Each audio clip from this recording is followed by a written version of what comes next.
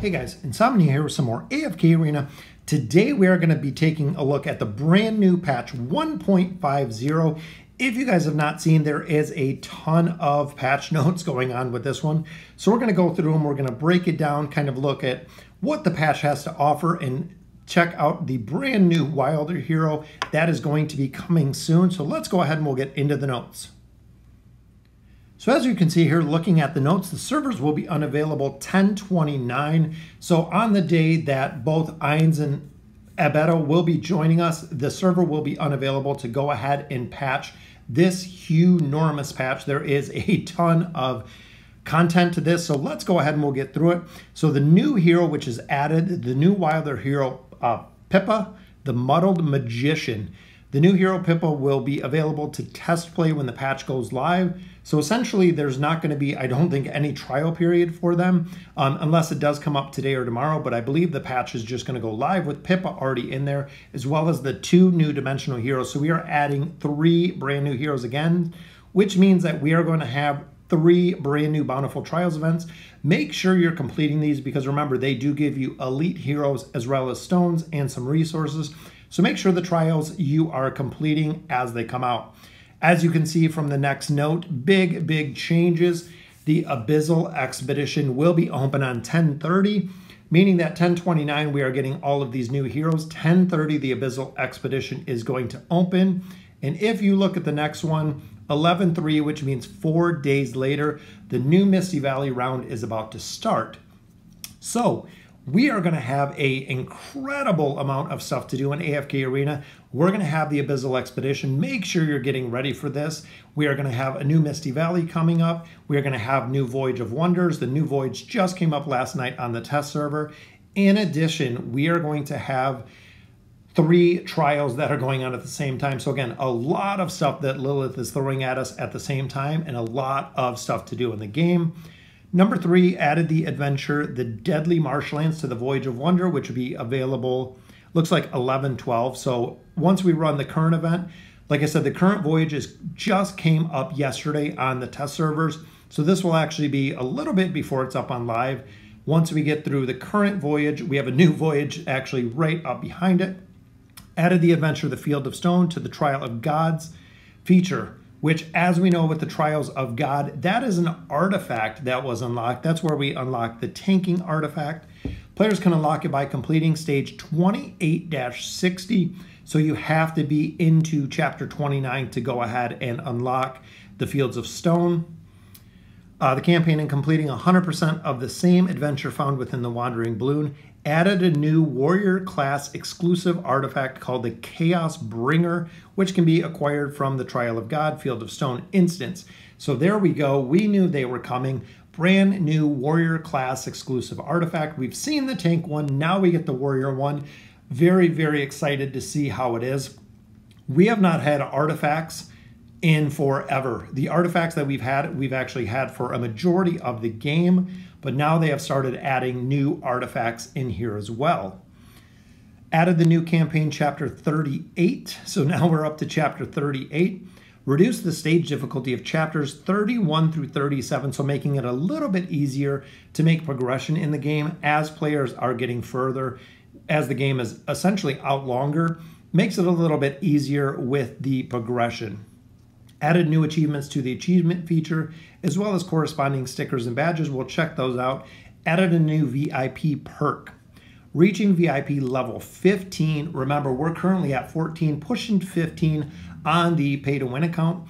Now grants additional summon chances for the hero choice packs. Pack must first be unlocked. So we are going to have more of the desired heroes, the hero choice packs that we can actually summon at VIP 15, making it very easy to build new heroes. So essentially when the new Wilder hero is out, we can get a bunch of copies of them from the Hero's Choice Pack, so we can actually build them, use them, see how they are without having to do the summons for them, which makes it a lot easier when it comes to progression in the game with new heroes. This one is going to be really interesting. Added a new Celestial Hypogen hero replacement feature to the Rickety Cart. Once a player possesses a 5-star Ascended tier Celestial or Hypogen hero, they can replace a certain number of duplicate Hypogen Celestial heroes with any non-dimensional hero of their choice. So essentially, if you're getting one specific hero and you already have, let's say, a 5-star max out Tailene, you get more copies of Tailene, you will be able to replace a certain number of duplicate heroes with any non-dimensional hero. So essentially, if I have copies of Tailene, I need another copy of Aziz. I can swap my copy of Tailene for Aziz. There we go, I have another copy of Aziz, which again is going to be very, very interesting. That is very, very whale orientated and very endgame when it comes to adding that selection to the rickety cart. Optimize the visual events of the events page, which hopefully it does get a little bit crowded in there, especially with when you've done the event. So if I've completed the event, it's still giving me the exclamation points to go ahead and complete the event, which I've already done. Abyssal Expedition optimizations. Replace the old map with a new map and also added new bosses, which is going to be nice. We know the last 3 times we have run the Abyssal Expedition, it has been the same map.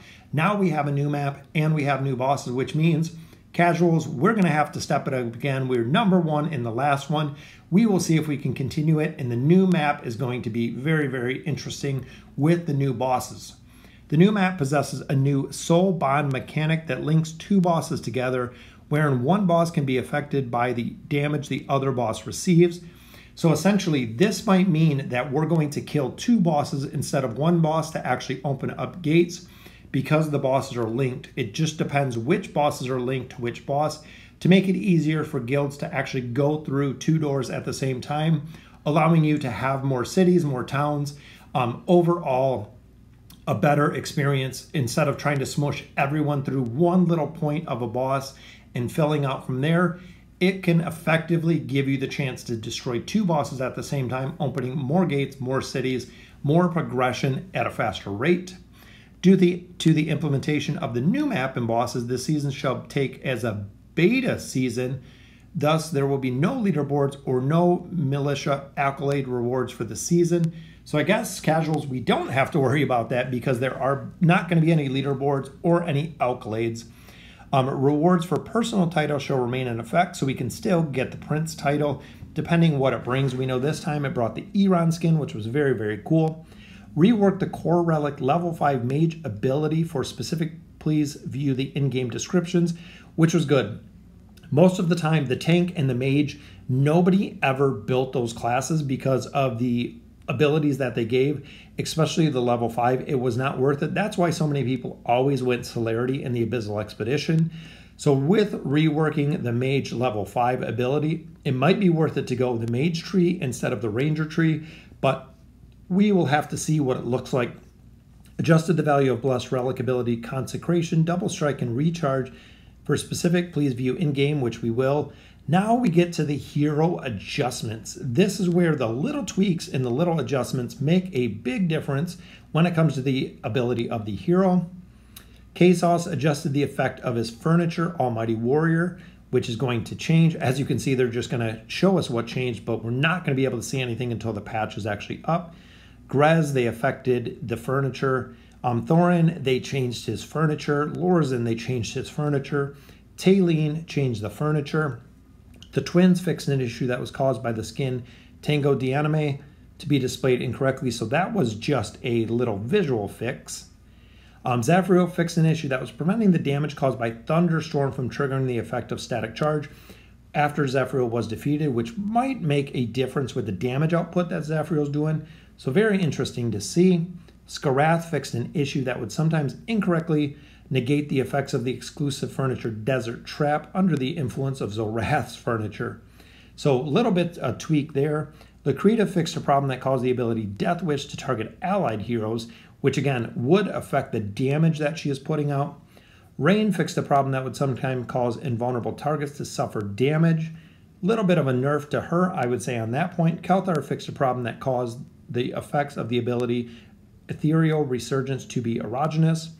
And then Ezio fixed an issue that was stopping the ability Ego Vision from making the screen fade to black when used against bosses. So again, couple little tweaks there to the heroes. The furniture changes I definitely want to check out, because I mean, in total, Talene is adjusted, Lorzen, Thorzen, Grez, and Kasos all getting furniture adjustments. Level 5 mage rework for the Abyssal Expedition is going to be interesting to see, as well as the soul bond ability and what really becomes of that.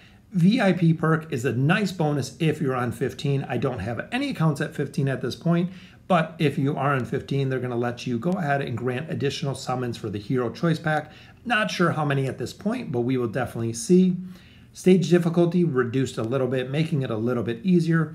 But really the big things coming out of here are, of course, the brand new Field of Stone, which brings the Chaos Bringer, the warrior class exclusive artifact, which can definitely be a game changer, similar to what the Barricade was for the warrior class.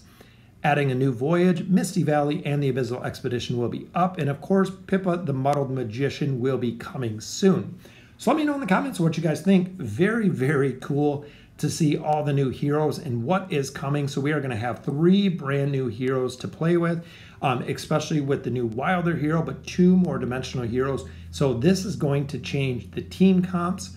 It's going to be interesting to see how the dimensionals are worked in, what dimensionals we're running together with Albedo and with Ainz to really make it successful.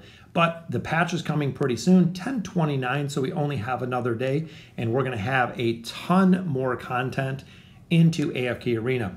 And if you guys have not seen, they are going to be available, both of the dimensionals are going to be available as free to play, which is really, really big news. For all of the free to play players, they have said they would not make heroes purchase only, which after the update, the hotfix, the release this morning, they will now be available as free to play, so save all of your resources.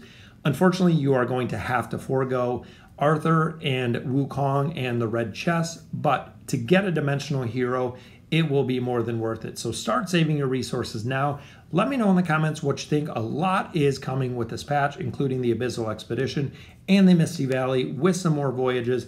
It is going to be absolutely amazing time to be playing AFK Arena. So again, let me know in the comments what you guys think. And as always, thank you guys for watching.